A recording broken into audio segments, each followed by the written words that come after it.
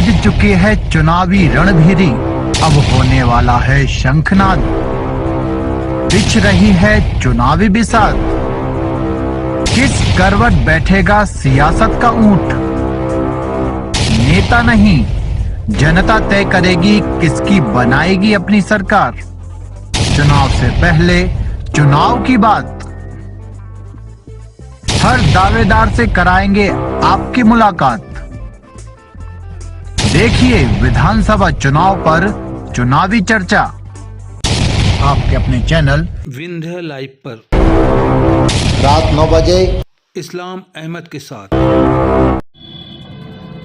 शहर की समस्याओं को लेकर रूबरू हो रहे हैं हम आज शहर के एक ऐसे व्यक्ति से मुलाकात करने जा रहे हैं जो कि शहर की समस्याओं को लेकर हमेशा से जागरूक रहते हैं और लोगों की समस्याओं को सुनते हैं और उनका निराकरण करते हैं।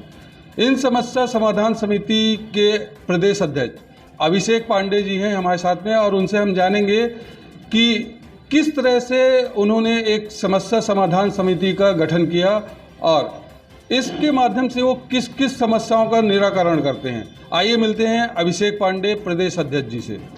अभिषेक जी, आपका स्वागत है।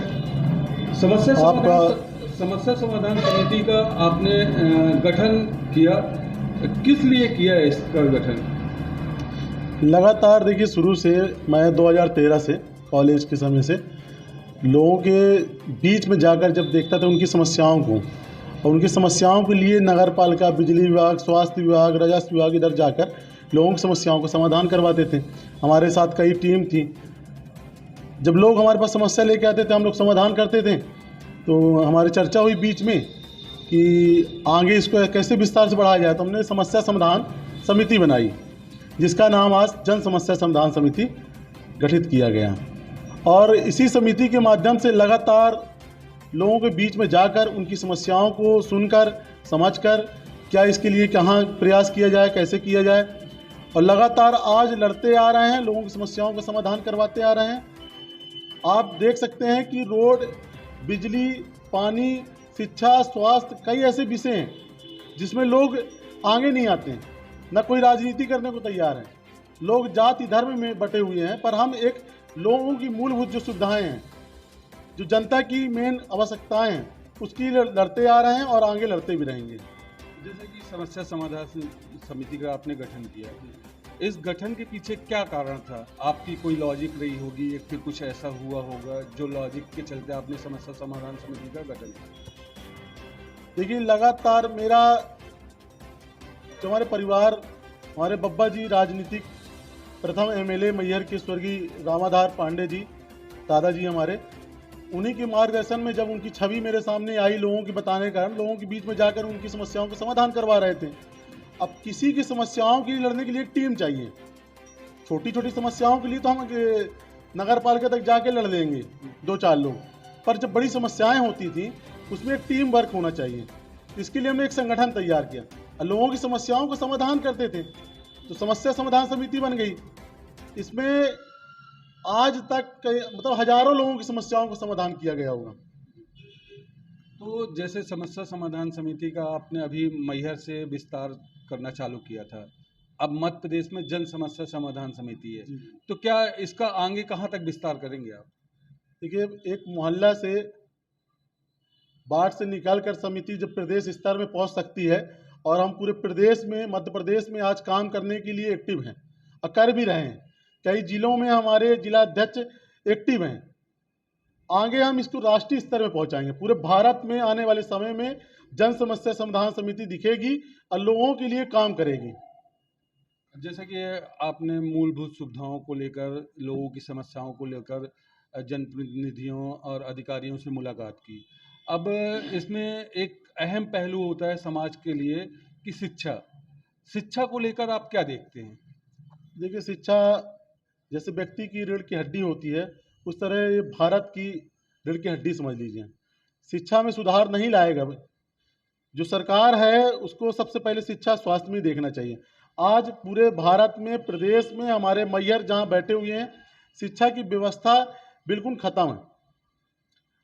जो कि आप अपने समय की स्तर देख लीजिए, वही समय आज भी है। 30 साल पहले फट्टी में बैठा के पढ़ाया जाता था, तो उस समय के एक संस्कार थे, अनुशासन था। आज ये मोबाइल के माध्यम से अनुशासन पूरा खत्म हो चुका है। कोई एक दूसरे के इज्जत नहीं, मर्यादा नहीं। बच्चों को पढ़ाने के लिए वही फट्टी में बैठाते हैं। पहले के गुरुजी से लोग डरते थे, आज लोग डर भी खत्म हो गया।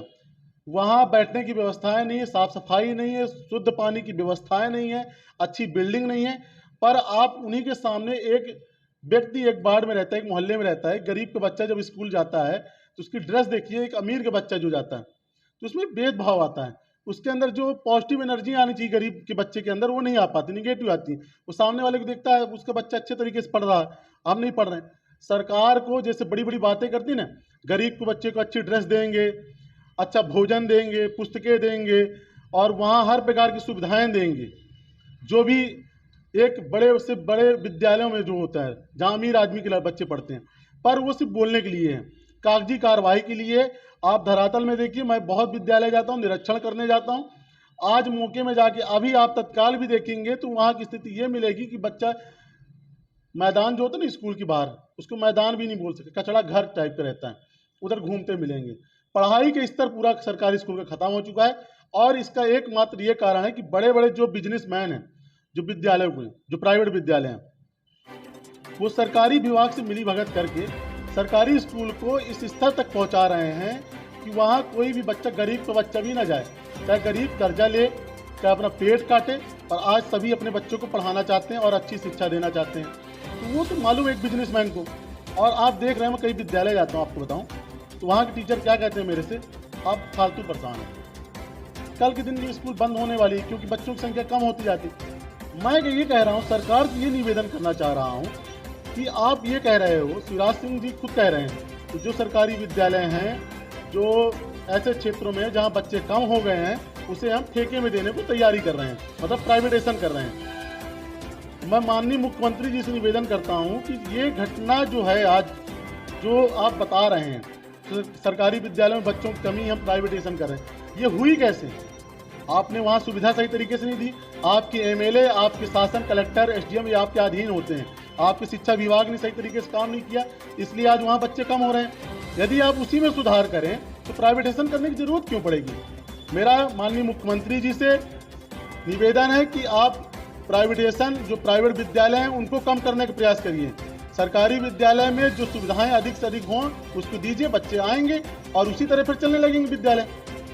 जैसे कि आपने कहा कि विद्यालयों की व्यवस्था को सुधारने की आवश्यकता है, अब ऐसे ही हायर एजुकेशन में बच्चे इधर से पढ़ने के लिए नहीं है कोई भी व्यवस्था, बाहर पलायन करते हैं, उसके लिए क्या प्रयास करें? देखिए, जब छोटे स्तर में मैं शासन है, प्रशासन है, जो जनप्रतिनिधि हैं, वो काम नहीं कर रहे हैं तो बड़े स्तर में कैसे करेंगे?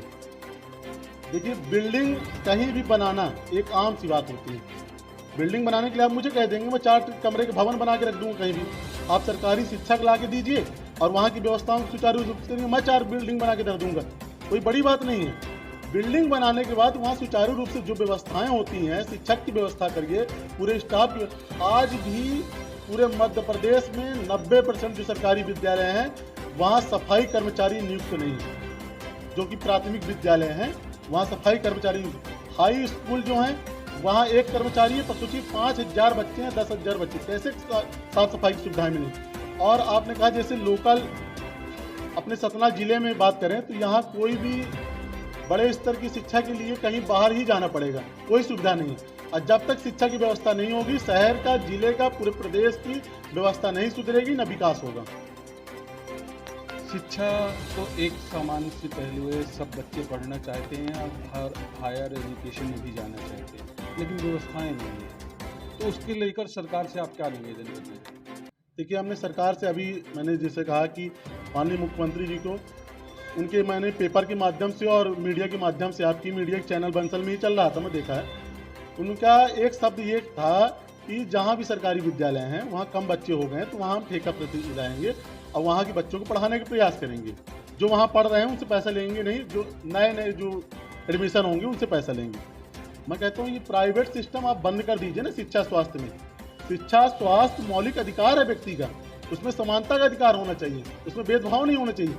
बड़े आदमी का मतलब इलाज हो जाएगा फर्स्ट, गरीब का बच्चा बेचारा, एम्बुलेंस की सुविधा देखिए पूरे प्रदेश में, आप कहीं भी आप चले जाएंगे कोई सुविधाएं सही तरीके से सही समय में नहीं मिल पाती।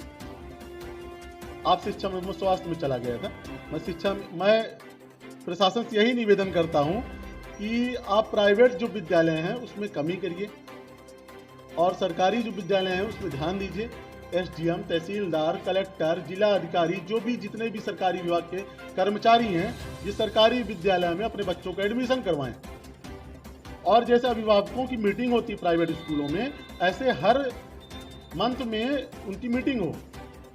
उधर की व्यवस्था, यदि कोई एक ये बताइए, जल विभाग का अधिकारी अपने बच्चों को सरकारी स्कूल में एडमिशन कराए, क्या वहाँ जल की आपूर्ति होगी? कभी बराबर की सुविधाएं होंगी। सफाई कर्मचारी जो भी अधिकारी होगा उसके बच्चे वहाँ पढ़ेंगे, सफाई भी होगी। तहसीलदार के बच्चे पढ़ेंगे, वहाँ सब व्यवस्थाएं होंगी। अधिकारी पीछे हट रहे हैं, अपने बच्चों को बड़े बड़े स्कूलों में पढ़ा रहे हैं। मेरा निवेदन प्रशासन और माननीय मुख्यमंत्री जी से, क्योंकि ये एक स्तर जो है ना वहीं से सुधरेगा, नीचे से नहीं सुधरेगा। ऊपर से आदेश जारी करना चाहिए, जो भी सरकारी विद्यालय सरकारी जॉब में है, सरकारी विद्यालय में अपने बच्चों को पढ़ाएंगे। नहीं पढ़ाते हैं उनको सरकारी जो नौकरी है इस्तीफा दे देना चाहिए। स्वास्थ्य के मामले में मैहर को कहाँ तक देखते हैं आप? किस तरह की स्वास्थ्य व्यवस्थाएं हैं मैहर में? देखिए, मैहर में यदि देखा जाए सतना जिला के हिसाब से तो मैहर में कुछ ठीक है, पर जिस हिसाब से माँ शारदा का मंदिर है, और मैहर कोई छोटा मोटा शहर नहीं है, पूरे भारत में प्रसिद्ध है। यहाँ की बात करने के लिए, किसी को पहचान बताने के लिए कोई मोहताज नहीं है, तो मैहर बताए मतलब जान जाते हैं लोग। तो यहाँ मुख्यमंत्री भी आते हैं, गृह मंत्री भी आते हैं, वो भी केंद्रीय स्तर के, अमित शाह भी आ चुके हैं। यहाँ की सुविधाएं जिस हिसाब से होना चाहिए वो हिसाब से नहीं है। आज सिटी स्कैन के लिए लोग परेशान होते हैं, सोचिए, सोनोग्राफी के लिए महिलाएं परेशान होती हैं। कुछ लोग अंदर अपनी ऑफिस में खोल के बैठे हैं, एक ही होगा, एक दो लोग खोले हुए हैं, पैसा की वसूली करते हैं। यहाँ जो सुविधाएं हैं उसको आगे बढ़ाना चाहिए, और हर प्रकार की बिल्डिंग, बस नहीं 3 मंजिला की बिल्डिंग बनी है, ठीक है, वहाँ डॉक्टर जितने होने चाहिए। जब भी हम डॉक्टर से बात करते हैं, देखिए हमारा डॉक्टरों से विरोध नहीं है, डॉक्टरों की कमी है, उनका यही कहना होता है स्टाफ की कमी है, स्टाफ आगे बढ़े तो हम आगे काम कर पाएंगे, नहीं तो नहीं कर पाएंगे। पर भी वो सरकारी विभाग के हैं, वो खुल के बोल नहीं पाते हैं। आप देखिए स्वास्थ्य, आपने स्वास्थ्य की बात की, मैहर विधानसभा में आप हर 5000 संख्या वाले गांव से आगे जाएंगे तो एक उप स्वास्थ्य केंद्र मिलेगा। उप स्वास्थ्य केंद्र की स्थिति ये है कि CHO क्या उनका पद होता है, उनको रखा गया है कम्युनिटी हेल्थ ऑफिसर, सिर्फ नाम के लिए उनकी सैलरी है, उनके साथ में 2 स्टाफ और अलग से हैं, सिर्फ नाम के लिए उनकी सैलरी है। यहाँ के BMO गणेश गौतम, सोचिए वो एक्टिव नहीं है। आप सरकारी सैलरी लेने के बाद इच्छा ये रखिए कि हमारा काम है। अब क्या इनको लगता है सैलरी तो आ ही जाएगी, काम हो या ना हो, कागजी कार्रवाई होनी चाहिए। पूरे मैहर विधानसभा में बहुत सारी बिल्डिंगें बनी, बहुत सारी उप स्वास्थ्य केंद्र खुली हुई हैं, पर कहीं भी वो व्यवस्थाएं नहीं है जो जनता को मिलना चाहिए। जैसा कि मैहर में बिल्डिंग बन के तैयार है, उसका लोकार्पण भी हो गया, 35 बिस्तरों के अस्पताल से 160 बिस्तरों का हो गया, सुविधाएं तो बढ़ी हैं। अब ट्रॉमा सेंटर भी बन के तैयार हुआ, क्या ट्रॉमा सेंटर सक्सेस हो पाएगा? क्योंकि ट्रॉमा सेंटर बन रहा है, इसके लिए खुशी है। खुशी और दुख इस बात का है कि रोना यही होगा इस शहर में कि यहाँ डॉक्टर नहीं है। जो भी विशेषज्ञ हैं वो सतना में मिलेंगे, यहाँ नहीं है। आर्थो को देख लीजिए, चाहे आप किसी भी स्पेशलिस्ट जो भी हैं, कोई व्यक्ति, कोई डॉक्टर यहाँ आपको उपलब्ध नहीं होंगे। यदि जो स्वास्थ्य अधिकारी हैं यहाँ उपलब्ध कराएंगे तो अच्छी चीज़ है। ट्रॉमा सेंटर तो बन रहा है, इमरजेंसी में आपको सेवाएं मिल जाएंगी, डॉक्टर नहीं है, उस पर क्या कहेंगे? मैंने पहले यही शब्द बोला, डॉक्टर की कमी है। मैं माननीय मुख्यमंत्री जी और जो स्वास्थ्य अमला है इनसे भी निवेदन करता हूं कि आप लोग अपनी जिम्मेदारी निभाएं। कई बार जैसे हमारे पास कमी होती है, हमारे टीम की कमी होती है, तो हमारा जो कार्य करने का क्षेत्र होता है और हमारी जो क्षमता उसको बढ़ा देना चाहिए। मान गए एक डॉक्टर कमी है तो आप मेहनत करिए ना, आप निस्वार्थ भाव से काम करिए। आप तो ये करते हैं 8 घंटा हमारा पूरा हो जाए, और 8 घंटा जैसे देखेंगे आप ये 2 बजे हैं तो अपने पर्सनल क्लिनिक में पहुंच रहे हैं, तो उस उद्देश्य से आप काम न करिए।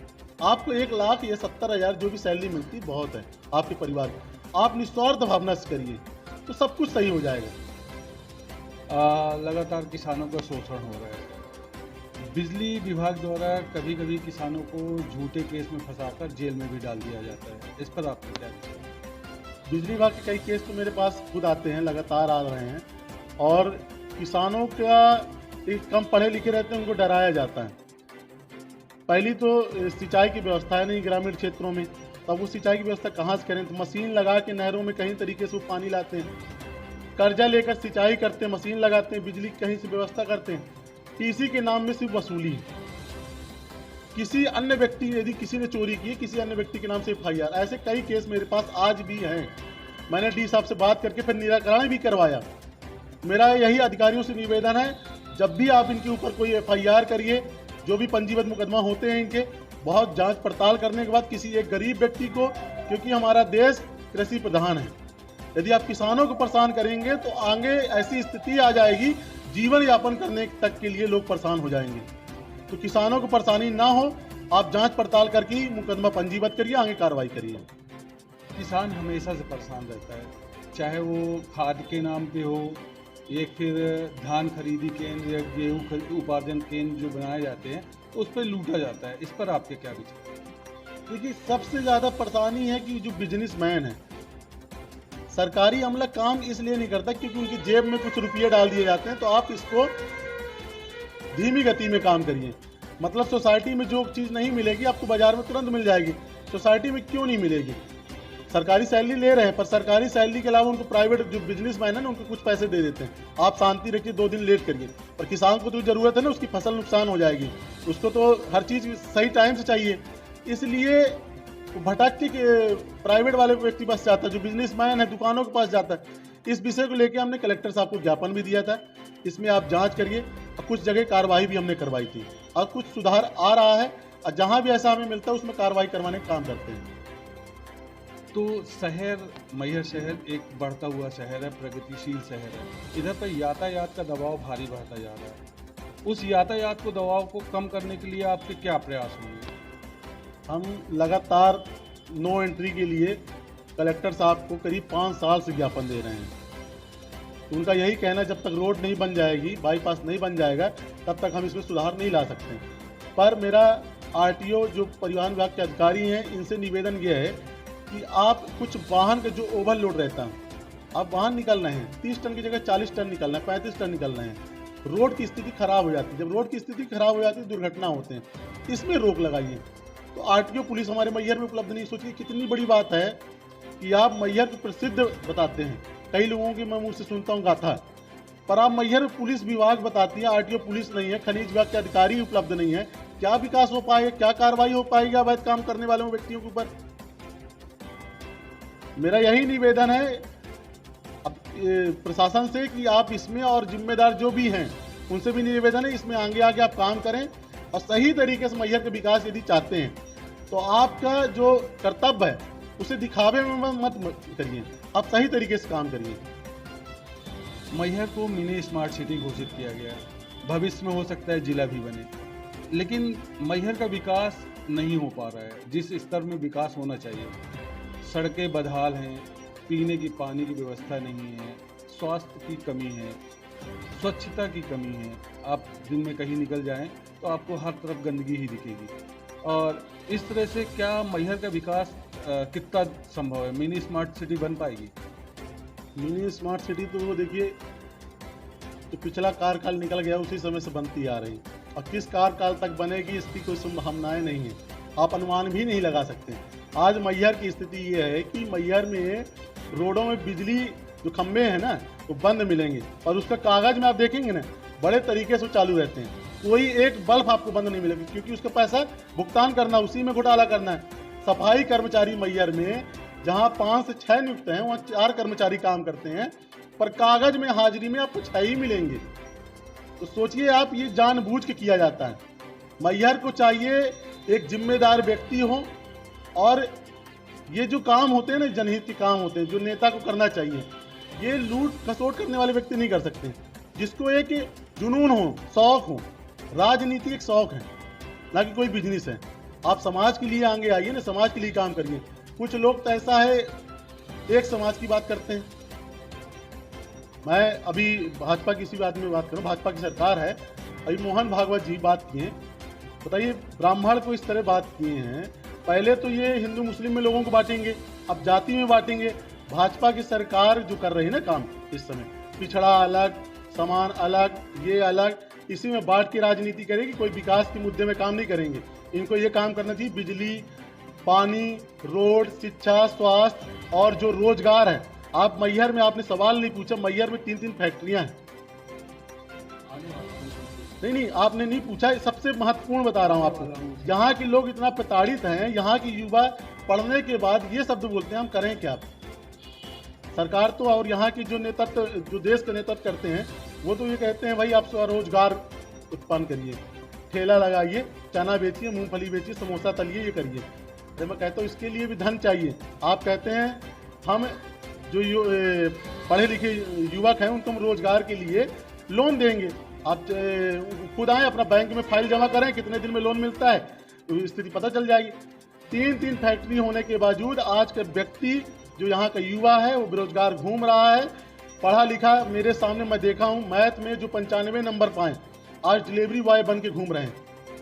जिस क्लास में मैं पढ़ रहा था, मैं देख रहा था उनको, ये 95, हम यही सोचते थे ये बड़ा अधिकारी बनेगा, डिलीवरी बॉय बन के घूम रहे हैं, ठेला लगा रहे हैं। क्या स्थिति मैहर की होगी आप सोच सकते, इससे अनुमान लगा सकते हैं। जिस स्थान में इंजीनियर, कलेक्टर, सीएमओ, तहसीलदार, एसडीएम बनना चाहिए, कौन है मैहर में? गिनती के 4-5 लोग बनते हैं। मैहर में हर चीज की सुविधा चाहिए, तो शिक्षा, स्वास्थ्य को बढ़ावा देना पड़ेगा। आप ये बताइए, मैहर जैसे आपने अभी चर्चा करी कि 3-3 सीमेंट प्लांट है, सीमेंट हब कहलाता है, स्थानीय युवा बेरोजगार घूम रहा है, लगातार कहीं ना कहीं वो अपने मांगों को लेकर धरना प्रदर्शन करता रहता है। इनकी मांगे क्यों नहीं पूरी होती हैं? देखिए, धरना प्रदर्शन करने के सामने जो धरना के आगे जो रहते हैं ना, वो तरीके से यदि धरना करें तो सब मांगे पूरी होंगी। मांगे आगे वाले की होती है ना, ऐसा नहीं मांगे पूरी नहीं होती। चेहरा जिसका दिखेगा उसकी मांगे पूरी होती हैं। वो जो फैक्ट्री ऊपर से देखती है ना, तो उसको ज़्यादा चेहरे नहीं दिखते हैं। जो युवा बैठा हुआ है बेरोजगार, उनको समझ नहीं है कि आप अपना एक खुद का नेतृत्व करिए। आपने बहुत लोगों के पीछे खड़ा हुआ, अब एक साथ होके मैहर के जितना भी युवा है, एक साथ होके तीनों फैक्ट्रियों को बंद करवाने का काम करें। किसी नेता के पीछे नहीं जाने की जरूरत है, क्योंकि जितने भी नेता हैं उनके काम चल रहे हैं, हर व्यक्ति काम चल रहे हैं। कोई अपना ठेका बंद नहीं करवाना चाहेगा। अभी मैं बोल रहा हूं, मैं खुल के इसलिए बोलता हूं, मेरे को कोई ऐसा कोई भ्रम नहीं है, कोई डर नहीं है। अभिषेक पांडे के ब्लड में राजनीति, कब आएंगे राजनीति?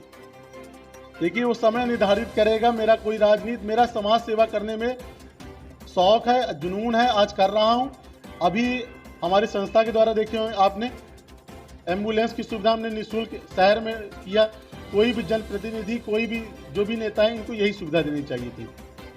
हम आगे चल के अभी शिक्षा में हमने बताया सरकारी सुविधाएं इस तरह की, हम इसमें सुधार करने का प्रयास भी करेंगे। हम सरकार से निवेदन करते हैं, हम ज्ञापन देते हैं, इसके अलावा और भी काम करते हैं। ऐसा नहीं सरकार के अधीन हो जाए, उनके बिल्कुल रिक्वेस्ट करने में शांत हो जाए। जनता के सहयोग से, हमारे संगठन में बहुत सारे लोग जुड़े हुए हैं जो सहयोग करते हैं, उनके सहयोग से हमने अभी शहर में स्वास्थ्य सुविधाओं की जो महत्वपूर्ण सुविधा जो होती है एम्बुलेंस, उसको हमने चालू किया शहर में। आगे हम शिक्षा में आएंगे, निःशुल्क इंग्लिश और मैथ के लिए, अंग्रेजी और मैथ के लिए निःशुल्क कोचिंग खोलने का हमारा अगले महीने से स्टार्ट होगा। जो बच्चे पैसे नहीं दे पा रहे हैं, पैसे के अभाव के कारण नहीं पढ़ पा रहे हैं, उनको हम पढ़ाने का काम करेंगे। जैसे कि बहुप्रतीक्षित मांग थी एम्बुलेंस की, शहर में आपने एम्बुलेंस सेवा निःशुल्क तो शुरू कर दी, ग्रामीण में भी यही मांग चल रही है, वो कब पूरी करेंगे? देखिए, हमारा जन समस्या समाधान समिति के द्वारा टीम के जितने भी लोग हैं, किसी अलग से हम कोई टीम के जो सहयोग से काम होता है, आगे जैसे जैसे लोग हमसे जुड़ेंगे, जैसे हमारा सहयोग लोगों को मिलेगा, देखेंगे। तो मैहर विधानसभा नहीं, अभी हमने उचहरा में भी एम्बुलेंस स्टार्ट करवाने के लिए बात कही है। उचहरा की जो अध्यक्ष है, उसका जो भी ईंधन होगा वो व्यवस्था देखेंगे। मैहर विधानसभा में ज़्यादा से ज़्यादा आप साल भर के अंदर हम एक एम्बुलेंस चालू करेंगे, पूरे विधानसभा के अंदर जाएगी। क्योंकि 108 में कभी भी सुविधा मिलती है, पर कब मिलती है इसका कोई अंदाजा नहीं लगा सकता व्यक्ति। तो ये थे समस्या समाधान समिति के प्रदेश अध्यक्ष अभिषेक पांडे, जो अपने कार्यशैली को लेकर हमेशा से चर्चा में रहते हैं, और इनका यही कार्य इनको एक दिन आगे की ओर ले जाएगा। कैमरा पर्सन के साथ इस्लाम अहमद, बंसल न्यूज़, मैहर। बज चुकी है चुनावी रणभेरी, अब होने वाला है शंखनाद। बिछ रही है चुनावी बिसात, किस करवट बैठेगा सियासत का ऊंट। नेता नहीं जनता तय करेगी किसकी बनाएगी अपनी सरकार। चुनाव से पहले चुनाव की बात, हर दावेदार से कराएंगे आपकी मुलाकात। देखिए विधानसभा चुनाव पर चुनावी चर्चा आपके अपने चैनल विंध्य लाइव पर रात 9 बजे इस्लाम अहमद के साथ।